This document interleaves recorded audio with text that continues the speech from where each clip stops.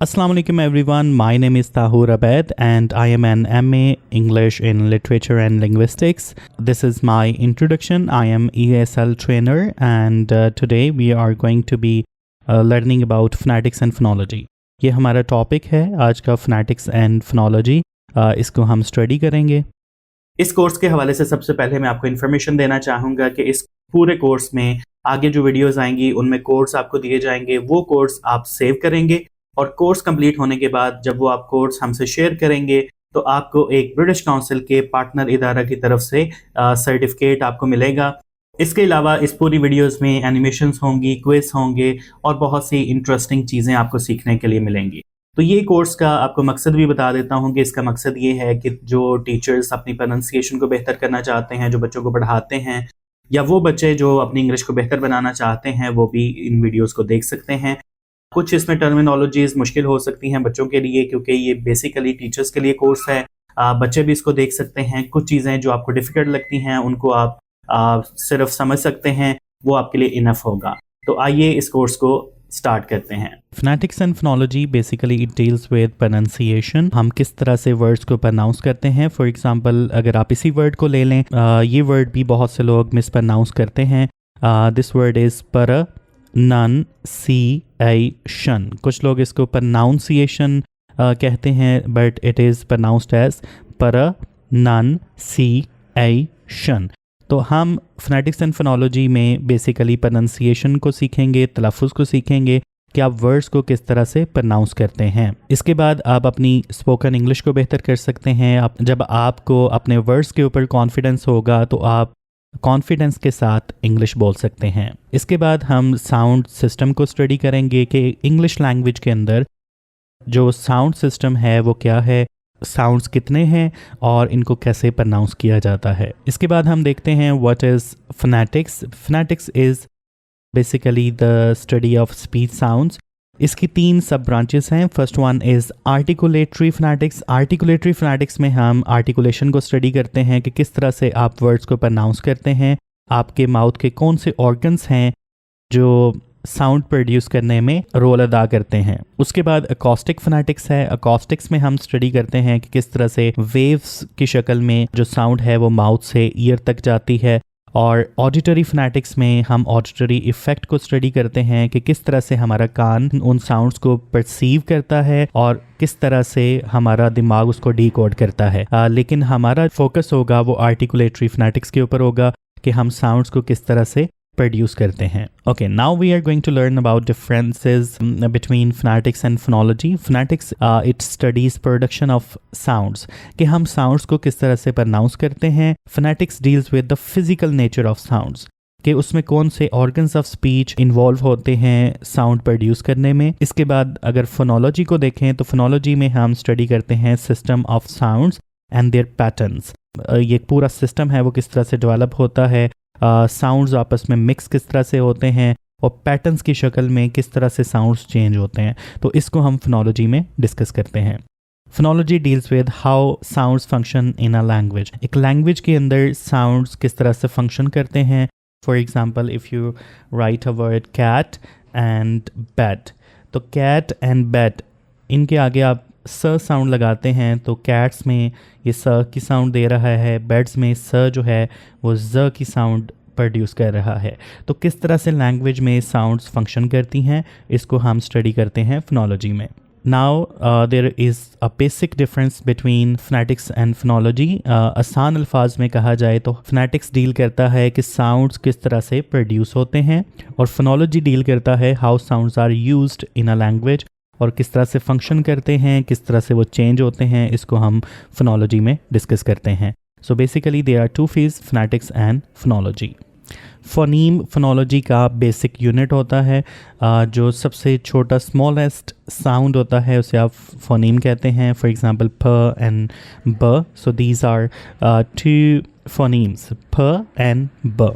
Phonology में total 44 sounds हैं। इसे आप कह सकते हैं कि टोटल 44 फोनीम्स हैं, जैसे फ एंड ब। अब अगर आप इन दोनों साउंड्स को प्रोनाउंस करके चेक करें फ एंड ब साउंड को, तो आप देखेंगे कि दोनों लिप्स के साथ प्रोनाउंस हुए और दोनों जो हैं स्टॉप साउंड्स हैं। इन दोनों में एयर जो है वो आपके माउथ में स्टॉप होती है और उसके बाद एक्सप्लोजन के साथ जो है प्रनाउंस होती है, इस वजह से इन्हें प्लॉजिव साउंड्स भी कहते हैं। तो इन दोनों में डिफरेंस क्या है? अगर ये बिल्कुल एक तरह से प्रनाउंस हो रहे हैं लेकिन सुनने में इनमें डिफरेंस क्या है, ठीक है, तो इसको हम स्टडी करेंगे फोनेटिक्स एंड फोनोलॉजी में। फॉर एग्जांपल दो वर्ड्स ले लें, the first word is pen and the second word is bin. थोड़ी सी साउंड में चेंजिंग की वजह से पूरा वर्ड आपका चेंज हो गया। The first word is pen and the second word is bin. तो एक स्मॉल डिफरेंस की वजह से ये पूरा वर्ड आपका चेंज हो गया है। तो इन्हीं डिफरेंसेस को हम स्टडी करेंगे कि प एंड ब एक तरह से प्रोनाउंस हो रहे हैं लेकिन इनमें डिफरेंस क्या है। अब हम स्टडी करेंगे कि फोनेटिक्स इंपॉर्टेंट क्यों है। ये इंपॉर्टेंट है करेक्ट प्रोनाउंसिएशन के लिए। अगर आप अपनी प्रोनाउंसिएशन को इम्प्रूव करना चाहते हैं, आप अपने तलफ़ुज़ को बेहतर बनाना चाहते हैं, तो उसके लिए फोनेटिक्स एंड फोनोलॉजी लर्न करना बहुत इंपॉर्टेंट है। उसके बाद एक्सेंट रिडक्शन के लिए।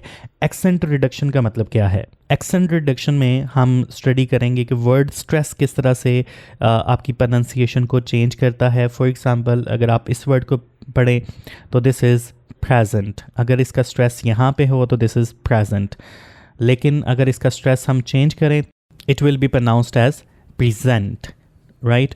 तो हम सेंटेंस स्ट्रेस को पढ़ते हैं। इसके अलावा हम जो आर्टिकुलेशन है, माउथ की पोजीशनिंग है, क्योंकि उर्दू की और इंग्लिश की जो माउथ पोजीशनिंग है वो चेंज है, उर्दू एंड इंग्लिश।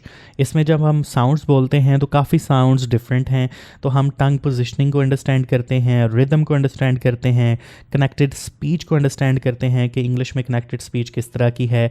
हम अपने लिप्स को, टंग को, जॉ को और जितने भी ऑर्गन्स ऑफ स्पीच हैं उनकी हम ट्रेनिंग करते हैं। That is called accent reduction. हमारा स्ट्रेस है, इंटोनेशन है, लिंकिंग है, वीक फॉर्म ऑफ इंग्लिश है, तो ये सारी चीज़ें एक्सेंट रिडक्शन में आ जाती हैं।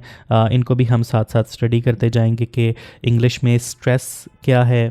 इसके अलावा असिमिलेशन को हम स्टडी करेंगे। अभी के लिए ये इम्पॉर्टेंट नहीं है, आपको जस्ट वर्ड्स की इन्फॉर्मेशन होनी चाहिए, वर्ड्स के साथ आप फेमिलियर हो जाएं, लेकिन फ्यूचर में हम हर चीज़ को डिटेल के साथ डिस्कस करेंगे कि स्ट्रेस क्या है, असिमिलेशन क्या है, लिंकिंग क्या है। इन सब चीज़ों को हम इस कोर्स के अंदर डिस्कस करेंगे। थर्ड बेनिफिट है लिसनिंग स्किल्स। जब आपकी प्रोनाउंसिएशन अच्छी होती है, आप इंग्लिश के करेक्ट प्रोनाउंसिएशन लर्न करते हैं, उनके साउंड्स को अंडरस्टैंड करते हैं, तो उनको परसीव करना भी आपके लिए आसान हो जाता है, उसको समझना आपके लिए आसान हो जाता है कि नेटिव स्पीकर्स किस तरह से लैंग्वेज को यूज़ करते हैं। आप फॉर एग्जांपल कभी इंग्लिश सुन रहे हों तो आपको फील होता है कि आपको समझ नहीं आ रही कि नेटिव स्पीकर्स क्या कह रहे हैं, तो फोनेटिक्स की मदद से आपकी जो लिसनिंग स्किल्स हैं वो भी इम्प्रूव हो जाती हैं। Fourth benefit is sound based teaching. वो टीचर्स जो साउंड बेस्ड टीचिंग कर रहे होते हैं, जो बच्चों को साउंड्स की मदद से, फोनिक्स की मदद से पढ़ा रहे होते हैं, उनके लिए भी फोनेटिक्स बहुत इंपॉर्टेंट है। एक एक साउंड के ऊपर हम डिटेल के साथ और इलस्ट्रेशंस के साथ डिस्कशन करेंगे और हर साउंड को हम सीखेंगे। अब हम MCQs का एक शॉर्ट सा टेस्ट लेंगे जिसकी मदद से आपको पता चलेगा कि आपको लर्निंग के लिए इस कोर्स में क्या कुछ मिलेगा। So the first one is the n sound in the word nest is the same as n sound in the word bank. दोनों में न की साउंड जो है वो सेम है या डिफरेंट है। अब ऑप्शंस हैं आपके पास। Option A, yes both are alveolar न, दोनों alveolar न हैं। B, yes because spelling shows the same letter, कि दोनों के स्पेलिंग में न आ रहा है तो वो दोनों सेम हैं। C, no the sound changes due to the following consonant, कि इनके बाद जो कंसोनेंट आ रहा है या वाउल आ रहा है उसकी वजह से इनकी साउंड चेंज हो जाती है। D, no because vowels are different, कि इन दोनों के जो वाउल्स हैं, जो न के साथ वाउल आ रहा है और जो इधर न के बाद आ रहा है और इधर न से पहले आ रहा है, उसकी वजह से ये साउंड चेंज हो रही है। Okay, the correct answer is C, no the sound changes due to the following consonant, क्योंकि इसके बाद जो ख साउंड आ रहा है उसकी वजह से ये चेंज हो रहा है। अब हम इसका आंसर देखेंगे। Answer is C, in bank n becomes a velar nasal allophone ing due to regressive assimilation, क्योंकि इसके बाद ख साउंड आ रही है, इसकी वजह से ये चेंज हो गया। फॉर एग्जाम्पल न साउंड, नोज, नेस्ट, नाइस। इसमें आप देखेंगे कि आपकी जो टंग है वो टच करेगी एल्वियोलर रिज को, यहाँ पे, ये दांतों के पीछे जो उभरी हुई जगह है, यहाँ पे आपकी टंग जो है वो tip of the tongue touch करेगी न बोलते हुए. But while you are pronouncing bank, ring and sing, तो आपकी टंग यहाँ पे टच नहीं करती, क्योंकि इसके बाद ख साउंड आ रहा है या ग साउंड आ रहा है, तो व्हीलर हैं वो यहाँ से प्रोनाउंस होते हैं ख एंड ग, तो न साउंड भी यहाँ से प्रोनाउंस होगी. तो that is why there is a difference between these two sounds. तो इनको हम स्टडी करेंगे फोनेटिक्स एंड फोनोलॉजी में. हमारा अगला एमसीक्यूज है, how many different ways can English पर sound be pronounced phonetically. Phonetically हम पर साउंड को कितनी तरह से प्रोनाउंस कर सकते हैं. Option A is 1, option B is 2, option C is 3 and option D is 4. पर साउंड के कितने एलोफोन्स हो सकते हैं और इसको किस किस तरह से प्रोनाउंस किया जा सकता है. आप समझते हैं कि एक तरह से होता है, दो तरह से होता है, तीन तरह से या चार तरह से. Okay, so the correct answer is D, which means it is pronounced in 4 different ways. Number 1, aspirated per sound.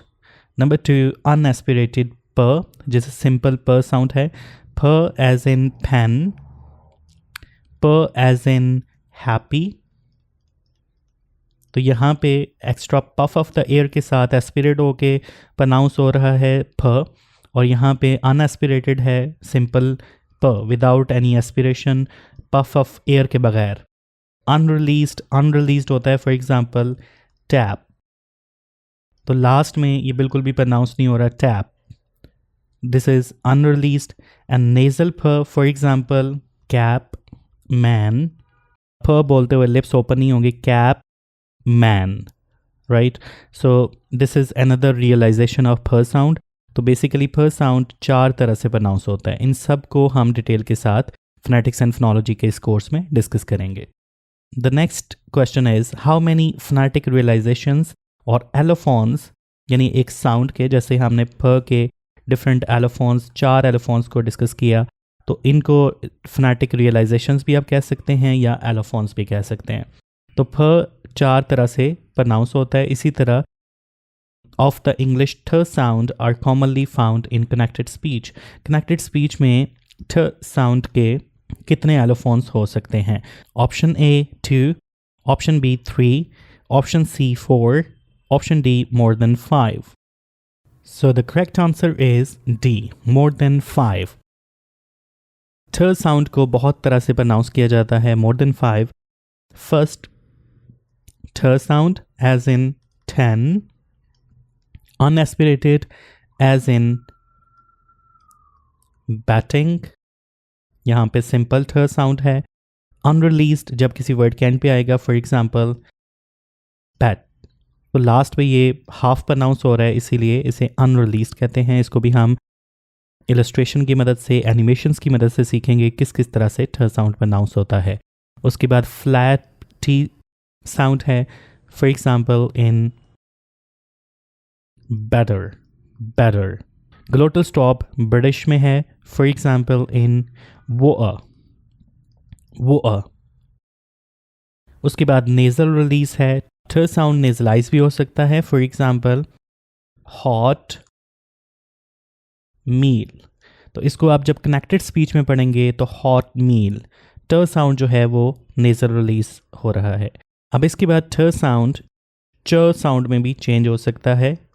च साउंड में इन डिफरेंट कॉन्टेक्सेस, मैं मिसाल के तौर पे एक वर्ड है डोंट यू, तो इसको आप डोंट यू भी प्रोनाउंस कर सकते हैं, डोंट यू. तो यहाँ पे ट जो है वो च साउंड की तरह प्रोनाउंस हो रहा है. So there are more than 5 realisations. इन सब को हम डिस्कस करेंगे इस कोर्स में. द नेक्स्ट क्वेश्चन इज ठ sound the same in Urdu and English. What do you think? क्या ठ साउंड बिल्कुल सेम उसी तरह प्रोनाउंस होता है जिस तरह हम उर्दू में करते हैं? क्या इंग्लिश में भी वैसे ही है? Option A, yes because both languages use the letter ठ. B, yes because both are voiceless plosives, कि दोनों जो हैं वॉइसलेस प्लोजिव्स हैं.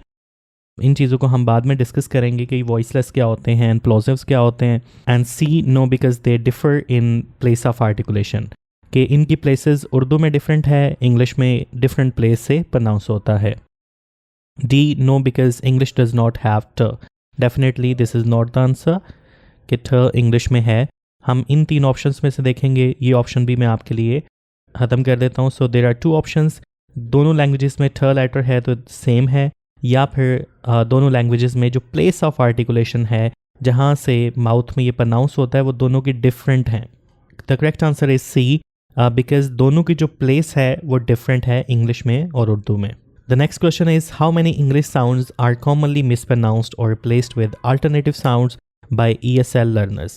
English as a second language learners जो हैं वो कितने साउंड्स को हम जो इंग्लिश के साउंड्स हैं उनको या तो हम रिप्लेस कर देते हैं किसी और साउंड के साथ जो ऑलरेडी उर्दू में मौजूद है, या फिर हम उसको मिसप्रनाउंस करते हैं. तो आपके नज़दीक वो कितने साउंड्स हो सकते हैं? A 3 to 4, B 5 to 6, C 7 to 8, D more than 10. So what do you think? The correct answer is D, more than 10. 10 से ज़्यादा साउंड्स ऐसे हैं जिसको हम मिसप्रनाउंस करते हैं, जिनको हम उर्दू के साथ भी रिप्लेस कर देते हैं. जैसे कि थर्ड साउंड है द, ठ, जो कि उर्दू में डिफरेंट है, इंग्लिश में डिफरेंट है. व एंड व साउंड, इनको हम अक्सर मिक्सअप कर देते हैं. उसके बाद र साउंड है, उर्दू में डिफरेंट है, इंग्लिश में डिफरेंट है. And then E, A sound, ऊ साउंड, श्वा साउंड, और उसके बाद इंग साउंड. स्ट्रेस पैटर्न्स हमारे गलत होते हैं और वीक फॉर्म्स भी हम कभी इस्तेमाल नहीं करते. तो ये सारी चीज़ें हम इस कोर्स में डिस्कस करेंगे कि ये साउंड्स को हम कैसे बेहतर कर सकते हैं और स्ट्रेस को हम लर्न कर सकते हैं. वीक फॉर्म्स क्या होती हैं उनके बारे में भी हम पढ़ेंगे. तो ये कोर्स आपके लिए काफ़ी फ़ायदेमंद होगा. ये कोर्स काफ़ी लेंथी भी होगा और बहुत कुछ आपको लर्न करने को मिलेगा. तो अगर आप अपनी प्रोनाउंसिएशन को बेहतर करना चाहते हैं तो इस कोर्स को कंप्लीट करिएगा. Thank you so much for watching.